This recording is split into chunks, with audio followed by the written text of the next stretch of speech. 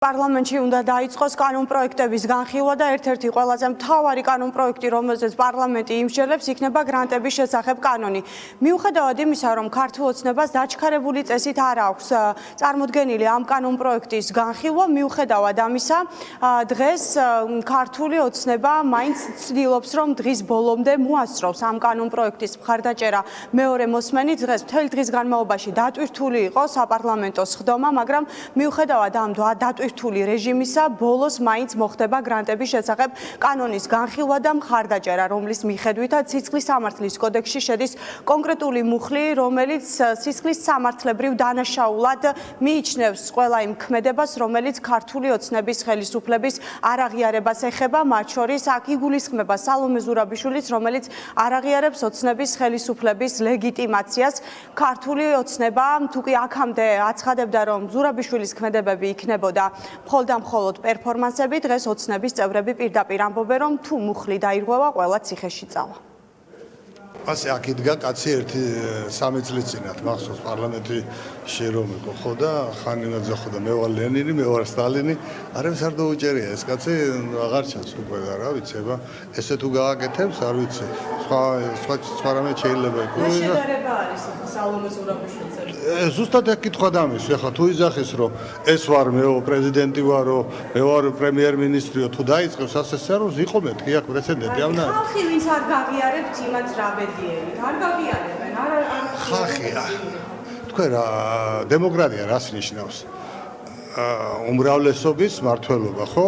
უმრავლესობა გვაღიარა ჩვენ, ახლა აბსოლუტურად 100% არც ერთ ქვეყანაში არ არის აღიარება. სად არის ერთი წამი? თუ არის გაბრაზებული უმრავლესობა საზოგადოებისა, სად არის ეს უმრავლესობა? მე ვერ ვხედავ.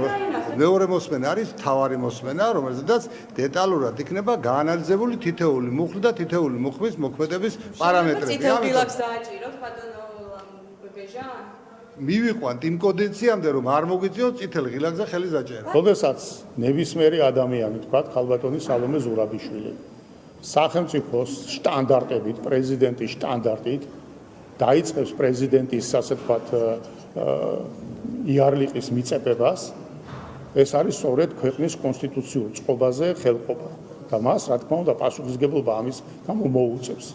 არა როგორც პოლიტიკოს, არამედ როგორც ადამიანს, რომელიც ხელყოფს სახელმწიფო ინსტიტუციის ლეგიტიმურობას თავისი ქმედებით. ორმა პრეზიდენტმა, რომელზეც თქვენ გული შეგტკივათ, უნდა იცოდნენ, რომ სახელმწიფოში არსებობს კანონი და თუ კი პრეზიდენტები იყვნენ, კეთილი ინებონდა იმ ქვეყნის კანონები დაიცვა, რომლის პრეზიდენტებიც იყვნენ.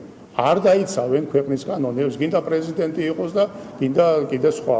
კანონს თუ არ დაიცავ, აბა როგორ არის ვერ გავიგე.